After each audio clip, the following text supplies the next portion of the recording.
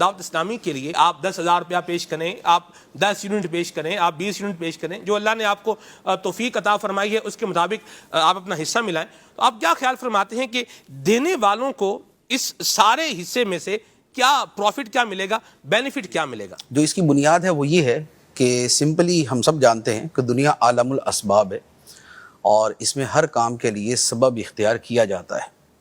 اللہ تعالیٰ قادر مطلق ہے، اپنے دین کا کام جو ہے وہ بغیر کسی ظاہری سبب کے ویسے ہی دنیا کے اندر عام فرما دے، لیکن اللہ تعالیٰ کے انبیاء علیہم والسلام بھی جو دنیا میں تشریف لائے تو انہوں نے جو اسباب کی دنیا تھی اسے اختیار فرمایا، اور دین کی خدمت کے لیے جو پیسے کی ضرورت ہے، رقم کی ضرورت ہے، وہ ایک بڑی بدیہی سی بات ہے کہ کوئی بھی کام بغیر اس طرح ہو نہیں سکتا۔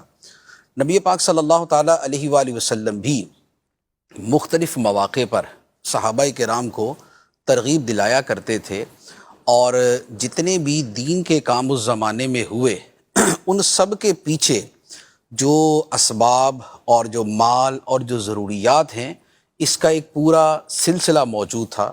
خواہ وہ اصحاب صفہ تھے تو اصحاب صفہ بھی اگر مسجد نبوی شریف میں رہتے تھے تو ان کے لیے بھی جو کھانے کا انتظام تھا وہ مختلف صحابہ کرام کے گھروں سے تھا، اور خود نبی پاک علیہ السلام کے کاشانہ اقدس سے بھی ان کو کھانا پہنچایا جاتا تھا۔ اللہ اکبر۔ اور اسی طریقے سے پھر اس کے علاوہ اور جو نبی پاک علیہ السلام نے تبلیغ کے لیے جو مبلغین روانہ کیے، یا آپ نے راہ خدا میں جو کفار سے مقابلے کے لیے آپ نے لشکر روانہ کیے، ان سب کے لیے قدم قدم پر رقم کی ضرورت رہی، اور اس کی ترغیب خود نبی پاک علیہ السلام ہی دلایا کرتے تھے، اور صحابہ کرام پھر اس میں جس طرح بڑھ چڑھ کر حصہ لیتے تھے اس کی تاریخ ہمارے سامنے ہے کہ ہر بڑے صحابی کا اور ہر وہ صحابی کے جس کا نام ہمارے سامنے آتا ہے ان میں تقریباً اکثر کا اللہ کی راہ میں خرچ کرنا یہ پایا جاتا ہے۔ تو راہ خدا میں خرچ کرنے کی جو صورتیں ہیں وہ بہت ساری ہوتی ہیں، اس میں جو غریب کو کھانا کھلایا جاتا ہے وہ بھی اللہ کی راہ میں ہی خرچ کرنے کی صورت ہے، اور قرآن مجید میں اس کی بھی ترغیب اور اس کے متعلق آیات موجود ہیں کہ اللہ کی محبت میں یتیم، مسکین اور قیدی کو کھانا کھلاتے ہیں۔ تو یہ کھانا کھلانا جو ہے، بھوکے کو کھانا کھلانا، یہ بھی بہت اعلیٰ درجے کی چیز ہے۔ اسی طرح کوئی مسافر ہے، اس کے پاس اسباب سفر ختم ہو گئے، زاد راہ ختم ہو گیا، تو اس پر خرچ کرنا، اس پر بھی قرآن مجید کی آیات اور وابن السبیل کے جو الفاظ مبارکہ ہیں وہ ان کے متعلق ہیں۔ اس کے ساتھ ساتھ جو خدمت دین کے کام ہیں، علم دین ہے یا تبلیغ دین ہے، نیکی کی دعوت ہے، تو یہ وہ ہیں کہ جن کے ذریعے نظام دین کو بقا ملتی ہے۔ مساجد ہیں تو لوگ نماز پڑھتے ہیں، جس علاقے میں مسجد نہیں ہوتی وہاں نمازی ہمیشہ کم ہوتے ہیں۔ صحیح۔ یہ اگر آپ اوور آل بھی مشاہدہ کریں تو آپ کے سامنے ہوگا کہ جہاں جہاں مسجدیں ہوتی ہیں تو لوگوں کے بچے بڑے مسجدوں میں جاتے ہیں، اور جہاں مسجد نہیں ہوتی تو وہاں آہستہ آہستہ نمازوں سے دوری ہوتے ہوتے وہاں وہ لوگ پیدا ہوتے ہیں کہ جن کے بارے میں پھر ہم یہ کہانی سناتے ہیں کہ جناب نے زندگی کے اندر عید کے علاوہ کوئی نماز نہیں پڑھی۔ وہ اس لیے نہیں پڑھی کہ اس کے علاقے کے اندر یا اس کے گھر کے قریب مسجد نہیں تھی۔ اسباب میں سے ایک بڑا سبب یہ ہوتا ہے، مسجد ہو تو کبھی نہ کبھی توفیق ہو ہی جاتی ہے جانے کی۔ تو مساجد کا وجود لازمی بات ہے کہ وہ بغیر رقم کے نہیں ہوگا۔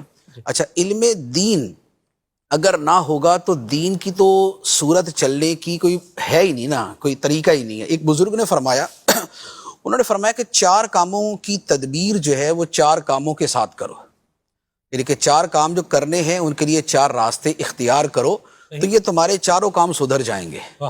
فرمایا دنیا کے کاموں کی تدبیر جو ہے قناعت کے ساتھ کرو،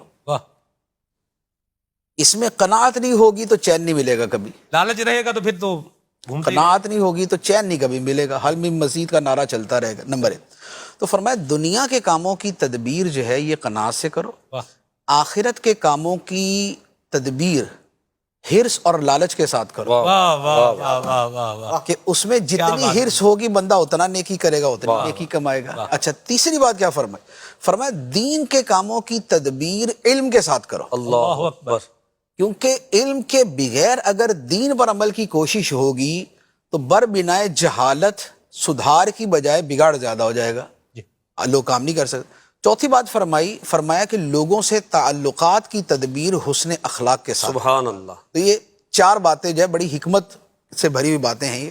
تو اس میں جو بیسیکلی تیسری بات کے اوپر کلام کرنا مقصود تھا کہ دین کے کاموں کی تدبیر یہ ہوتی ہے علم کے ساتھ، علم دین کے ساتھ۔ اس لیے زندگی کے جملہ امور، پیدائش سے لے کر موت تک، نکاح ہے یا طلاق، نماز ہے یا روزہ، حج ہے یا زکوٰۃ، کاروبار ہے یا نوکری پہ رکھنا یا نوکری کرنا، یا وراثت کے مسائل، ان سب کا تعلق علم دین کے ساتھ ہے۔ اور علم دین کے لیے فی زمانہ جو سب سے بڑا ذریعہ ہے وہ مدارس اور جامعات ہوتے ہیں۔ صحیح۔ یہ ہیں تو علم دین کا نظام ہے، ورنہ علم دین کا نظام نہیں چل سکتا۔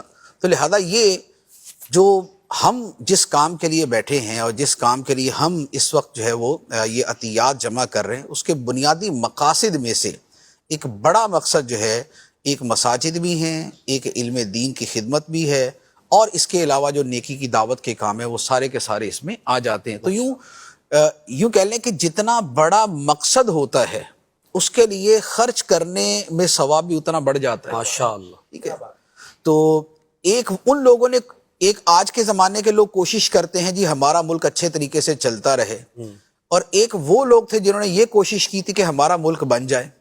واہ، صحیح۔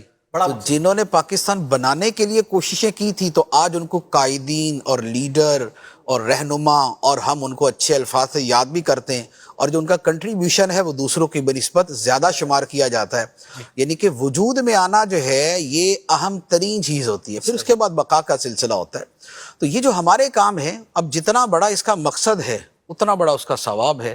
تو مقصد کتنا بڑا ہے تو وہ وہی ہے جو ابھی یوسف بھائی فرما رہے تھے کہ ملٹی نیشنل کمپنی جو ہوتی ہے تو اس کا جتنا حجم ہوتا ہے، جتنا والیوم ہوتا ہے، اور جتنا ہیوج اس کا کام ہوتا ہے، اسی اعتبار سے ثواب بھی ملے۔